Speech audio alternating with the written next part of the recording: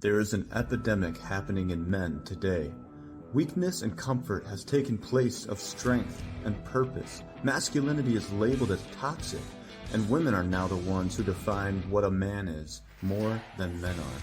Weak fathers are raising lost boys who are at risk of never being initiated into manhood. We've grown farther and farther from God, which led us to become weaker and weaker. The man within fights back by introducing men to their true strength and purpose through God. So join me, and together we can restore true strength and purpose in men. Hello, and welcome to the Man Within podcast. If this is your first time here, welcome.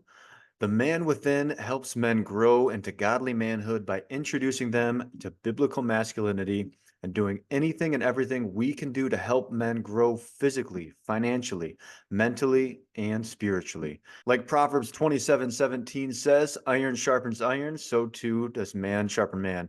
That is why we try to help keep men accountable by giving them the raw truth in the word and helping them find their path to godly manhood. So if you're just joining us, we are in part 5 of a series on purpose. In this series, we're breaking down what purpose is, where it comes from, how to find it, and how to find your gifts so that you can start your journey and pursue the purpose that God made for you. Now, in order to get the most out of this series, go ahead and grab a pen and paper and make sure you're actively listening and watch them in order. This is a workshop. You are meant to do work in it. I want you actively listening. Don't skip to the end of the videos or just pick and choose lessons. Watch the whole things. Watch them in order. This took me a long time to learn, and I promise you won't pick it all up the first time you watch it. Pause the video, take notes, rewatch it as many times as you need, and feel free to reach out to me if you have any questions. That's what I'm here for. But guys, you cannot cut any corners on this. You can't put the cart ahead of the horse. So at the end of each episode, I give an exercise that's designed to help make you see from a different perspective and help you take a few powerful steps to finding the godly purpose that God set aside for you. And if you are interested in taking actionable steps with accountability from a group of men, you are more than welcome to join the Man Within community by clicking the link in my bio or below that says join the Man Within community, or you can reach out to me directly at cameronwestcoaching@gmail.com. You can also find me on social media, Instagram, Facebook, basically all of them except for X. Just look up the Man Within. So guys, with all that being said, let's go ahead and get into part 5 of our purpose series. So today we're going to be covering the topic, how do I know if I'm staying on the right path? Now, throughout this series, we've dissected the definitions of purpose, what purpose is, what it isn't.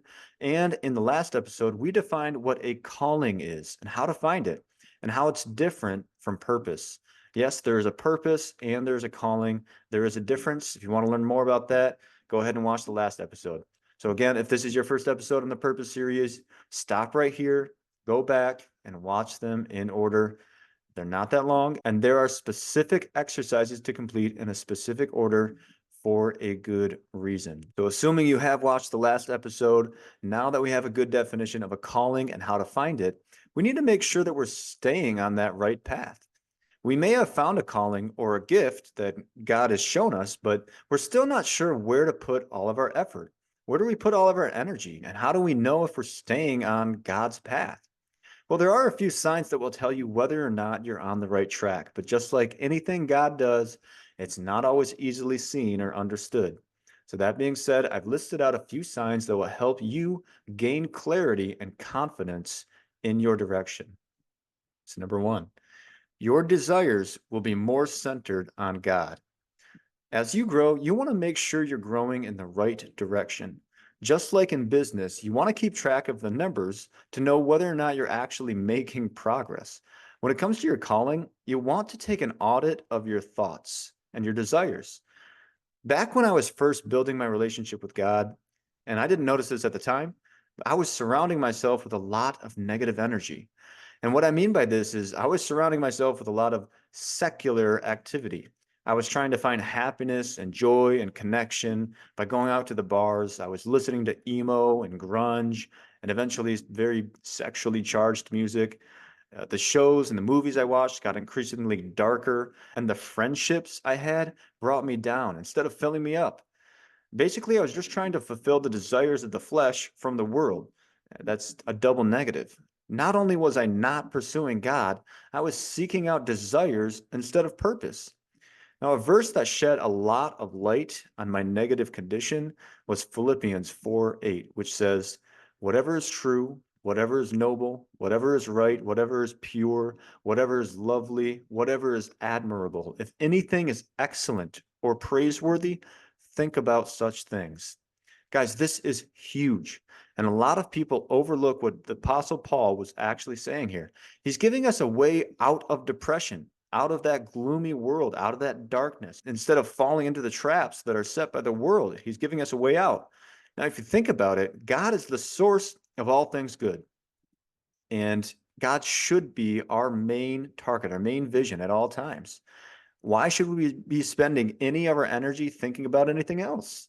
Especially when we're in a bad place. Guys, bad times are inevitable, but it doesn't mean we need to sit there and dwell in despair. That's the worst thing you can do, and I can tell you that because I've been there. That's exactly what the enemy wants us to do. He wants us to feel hopeless because God is the source of hope, and he wants us to be less of God. He wants less of a connection between us and God.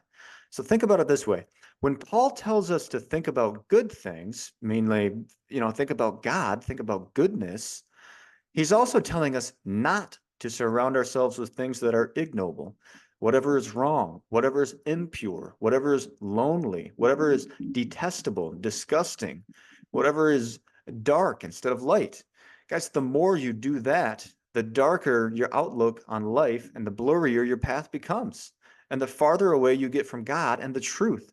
You'll know you're on the right path when your desire to be around such things is completely diminished, meaning your desire to be around bad things, because you've experienced the true love and joy and peace that comes from pursuing God, which is the light and the truth.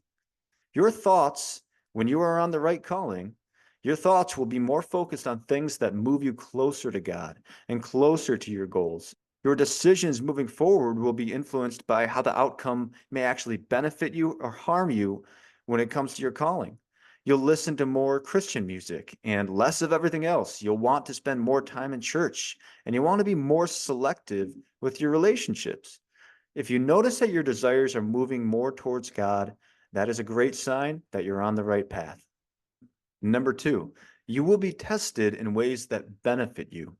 The fact that you know whether or not you're being tested takes a lot of faith in itself. So if you are able to see a struggle as a way to increase your faith, if you see it as a test from God, that's a great sign that your mind is being renewed. Romans 12:2. But let's talk about these tests. The process of pursuing your calling is a process of separating yourself from the world and getting closer to God. Getting on the right path means there's a full alignment of your desires with God's.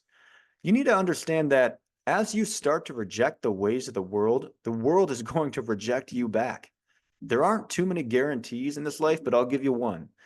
You are not guaranteed a life of ease. You are actually guaranteed a difficult life, especially if you're a follower of Jesus, according to Matthew chapter 10, verses 22 and 23. When you're being tested, you'll be tested completely. That means physically, mentally, emotionally, and spiritually, and in all of your ways.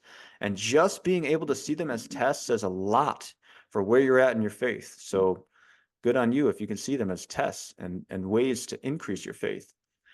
When you're going through these tests, God will always give you what you need. He'll never give you something you can't handle, and he'll always give you a way out when you are tempted by sin. Deuteronomy 8:2. So here's a few examples of tests you are bound to endure when you're on the right path. Physically, you've been waiting for clarity for years and finally you found it. The only downside is that it's going to take a lot more work than you thought. After a week of working from sunup to sundown, you're ready to give up and say, it's not worth it. Working that hard day in and day out without any sign of validation takes a lot of faith and commitment. Imagine how Noah felt when he was building the ark. But before you quit, I want you to think about what's on the other side of quitting and what's on the other side of commitment. It's true what they say about success. You either work until you make it or you quit before you do. Also, remember this life and this body doesn't belong to you. Rely more on your spirit than you do your flesh. Matthew 26:41. Mentally, it's probably pretty well known that we are our own worst enemy. However, our actual enemy knows our insecurities and will use them against us because he wants us to reject God at all costs. If you choose to live a life as a warrior, meaning a warrior in God's army instead of a victim, you'll have to develop a warrior mindset. That means learning how to make the conscious decision to think about good things, things that are pure and lovely and noble, especially and even if you're going through hard times. Now imagine if God could take control of your mind. What would he say about you? And faithfully, the only way to know for sure that God's way is the best way is to take his way, even when the other options are very tempting, even when God's way seems very difficult and painful, and in most cases, pretty much every case it is. These kinds of tests don't pop up until you have an important calling and have a compelling reason to avoid the temptations. Without a calling, it feels like you're free to do whatever you want. The only downside is you got no purpose. So when you have a calling, you'll very often be pulled in several different directions, with only one direction being the right one. Maybe you were invited to go on a trip the same week as an important interview. You got invited to go out with your friends, but you need to get up early the next day to help a client. There will be a lot of things that coincidentally fall on the same day, but don't be mistaken. There are no coincidences in God's plans. As I said earlier, God always gives us a way out of temptation. There will be plenty of opportunities for work and play. Sometimes you'll be tempted to do more work when God really wants you to take a break. But whatever it is, look for the thing that will benefit you in the long run and bring you closer to God. Number 3, you've received divine confirmation for your calling. In some very rare instances, God will make it very clear what he wants you to do. He may speak to you by putting a thought in your head, speaking to you in your dreams, or putting the right person in your life, or showing you a miraculous sign. If God's got to let you know, he's going to interrupt you. He's going to let you know. Since God assigned you a specific calling, he's going to make sure you know exactly what it is, especially if you've been asking for it. In my case, I had a feeling in my heart for a long time about what I wanted to do, which, is to help men, but it wasn't completely confirmed until I went to a Christian men's group and someone said something that completely changed it from a feeling to a confirmation. And at the time, it didn't feel like anything. I remember the conversation being nothing special, but afterwards I was just so lit up. And one thing I can tell you is that as soon as I started asking God what his plans were for me, he didn't spend too much time waiting to show me. And number 4, the path to your calling will be difficult, but it will also be the most rewarding. The Lord knows the desires of your heart because he created you. And if you delight in the Lord, he will fulfill the desires of your heart. Psalm 37:4. That means that your desires have to be aligned with his desires. It may sound like you don't have a choice in the matter, but we need to remember that we were created by God and for God. We do not get our purpose from any other source. We don't get our calling from any other source. We are here for him, to serve him. That's the whole reason you're living and breathing on this earth. He knows how we were designed, why we were designed, and what we were designed for. Only he has the answer to those questions. He knows if you love adventure. He knows if you love art. He knows if you love philosophy. He knows everything about you inside and out, and he knows everything that you want. And he wants to give it to you. And if you align your heart with his, he's more than happy to give you everything you desire. However, God doesn't usually just give us what we ask for. He gives us a way to get it. He gives us an opportunity to grow in ourselves. Now imagine there is a way to have everything you've ever wanted and even beyond that. How valuable would it be to have the answer to that question? Now, how valuable would all of that be if you just got everything you wanted for free? How meaningful would it be? In fact, if everything you've ever wanted was free, you should try setting your goals a little bit higher. You may have heard the phrase, the greatest things in life are free, but the fact is that Nothing is free. Nothing is free except for God's love. A happy, healthy family is something you have to work towards. You have to continually build that relationship. A happy mindset can take years of development, like it did in my case. Even a breath of fresh air is a luxury, depending on where you live in the world. On God's path, the payment is faith, hard work, and relentless persistence and commitment to Him. You will face countless trials and tests, and most days you'll feel like giving up. But in the end, the pride you feel, the strength you gain, the overcoming, everything makes it all worth it. That's what gives it its value and its meaning. You've just got to make the choice that you're not going to quit no matter what. And number 5, clarity comes with commitment. Have you ever asked a question before looking for an answer? For example, have you ever asked your roommate what you did with your keys or your phone, and then you find them 10 seconds after you start looking? Have you ever been in a group project with a colleague or a coworker who always asked questions that they could easily figure out on their own if they did a simple Google search? The more you lean into something, the more you learn about it. The more you do, the more clarity you're going to get. As humans, we naturally want to minimize all the risk that we can and know exactly what we're getting ourselves into, but it just doesn't work that way. The thing is, it's impossible to learn everything that we can learn from something until we've done it. You can read every book there is to read and watch every video there is to watch about public speaking, but you really don't know what it is until you've done it. You can read every book about whatever it is you're called to do, but you really don't know marketing, sales, accounting, starting a business, or what hard work and grinding really is until you've been through it. You can either come up with a long list of questions to make you feel more comfortable, or you can just do it and learn along the way. Because guess what? That's what you have to do anyways. Knowledge without application is dead. Faith without action is dead. James 2:17. God is our great compass. He is our leader and our guide in our lives. Does the leader tell you every single thing to do, right down to the minute details? Does a leader have to tell you how to talk, how to walk, which legs to use at which time, or do you just do it? If your guide tells you to take a certain route, he can't hold your hand the entire time. God gave us a lot of gifts. He knew what he was doing when he made us and when he made the earth. If you're feeling unsure about yourself, if you're feeling unsure which way to go, use your God given instincts. Does a cat have to be told to act like a cat? There are things that make us distinctly human. We were made in God's image, which is why we have dominion over all the creatures on the earth. The bottom line is the route God wants us to take is the one that glorifies him.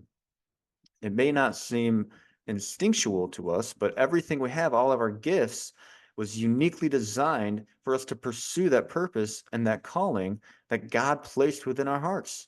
There are 4 main things that God wants us to do: fear God, keep his commandments, love God, and love people. Can you do that while being a plumber? Can you do that while being a banker? Can you do that while being self-employed? Can you do that pursuing whatever calling it is you have? Instead of asking God which career path to take or worrying about every single little rule, ask God how you can glorify him with the path that you are on. How can you use what you have right now to fulfill your calling, to, to get you on the next part of the journey? Guys, everything is part of the journey. It's not about waiting for an exact instruction. It's about making the most of what he has given you. Are there times God tells you exactly what he wants you to do? Absolutely. If you're not hearing from God, you might not be asking the right questions, or you haven't been spending enough time with him. But clarity at the end of the day comes with commitment. If you're committed to your calling, you are committed to God. You cannot learn everything from the couch. You've got to put some work, you've got to put some time, effort in, and faith alone isn't going to cut it. You have to put in some action. So guys, I hope that you have gotten a lot from this episode. Now I've got a quick exercise for you to help give you some confirmation on your path. So make sure you answer these questions fully, honestly, and reflect on them the best you can. All right, number 1. What have you noticed about your desires? Are they more centered around God or worldly things? Number 2. How has your faith been tested? Are there any struggles that may have actually been tests? What do you think God may have been trying to teach you? Number three, have you received any divine confirmation from God? What do you think would happen if you spent more time with God and asked Him what your calling is? Number four, what kinds of difficulties are you prepared to endure for God and for your calling? What do you think is more rewarding, fighting for God or fighting for flesh? And number five, have you stayed committed to your path or have you been looking for an easier route? Guys, thank you so much for listening. I hope you've been getting a lot of value from this purpose series. I've enjoyed creating it for you. And if you've enjoyed this series, please make sure to like and subscribe and leave a comment on which topic you'd like to learn more about. Thank you again for listening, and I'll see you on the next one.